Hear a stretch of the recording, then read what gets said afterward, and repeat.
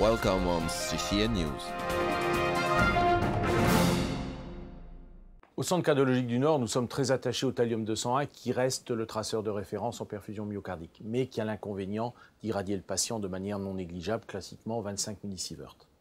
Au CCN, nous avons également la chance d'avoir depuis maintenant presque un an 2 caméras à semi-conducteurs CZT. Et pour moi qui ai connu cette époque, c'est un progrès presque aussi important même, que l'a été le passage de la scintigraphie planaire à la tomo dans les années 80. Pourquoi? Parce que la CZT, les caméras CZT, c'est une résolution spatiale qui est multipliée par 2. Regardez sur cet exemple, ça vous permet de voir des détails anatomiques qu'on ne voyait pas habituellement, qu'il s'agisse de la paroi du ventricule droit, qu'il s'agisse des piliers de la mitrale, le pilier inférieur, le pilier antérolatéral.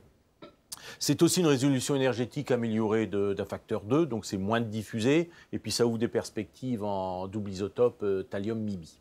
C'est surtout, à mon avis, une extrême compacité. Et cette extrême compacité, ça va avoir des avantages incroyables.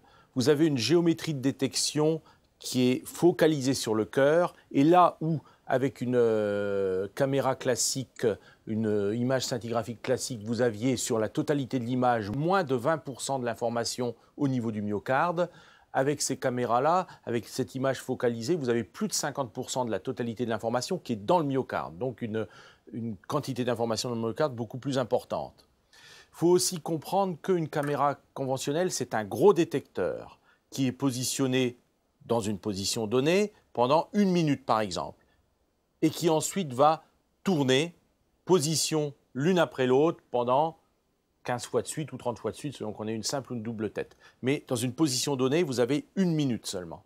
Alors que là, vous avez un détecteur extrêmement fin, extrêmement compact, qui est positionné d'emblée sur toutes les positions.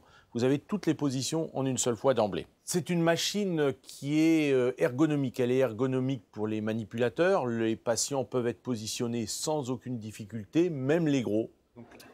Cette caméra nous offre une souplesse d'utilisation qui est très appréciable puisque chez les patients qui sont susceptibles de bouger sous la caméra, donc principalement les patients qui sont douloureux parce qu'ils ont de l'arthrose et il y a une population importante, ou les patients dyspnéiques, nous allons plutôt privilégier la diminution du temps d'acquisition puisqu'on peut passer en dessous la barre des 5 minutes et ainsi diminuer pour le patient les douleurs et pour nous, pour l'image, diminuer le risque d'avoir des artefacts de mouvement. Au total, cette caméra CZT, c'est une caméra peu encombrante, extrêmement ergonomique et qui compte, et c'est le point le plus important, 6 à 8 fois plus au niveau du myocarde que les caméras conventionnelles. C'est-à-dire que vous avez dans votre myocarde 6 à 8 fois plus de coups par unité de temps que vous n'en aviez avec les caméras conventionnelles.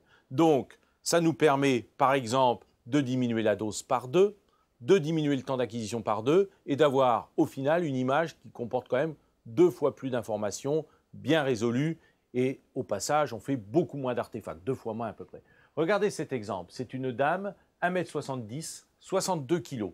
Elle a eu 45 mégabecquerels, c'est-à-dire 1,2 millicurie de thallium. L'image a été faite en 8 minutes, regardez la qualité de l'image, c'est incomparable. En conclusion, avec moins de 10 millisieverts et une très belle qualité d'image, le thallium retrouve beaucoup d'intérêt. Et je crois que les CZT, c'est vraiment un renouveau pour le thallium. On aurait également pu parler des doubles isotopes, thallium-MIBI ou traceur de perfusion, traceur de l'innervation IMIBG iode 123.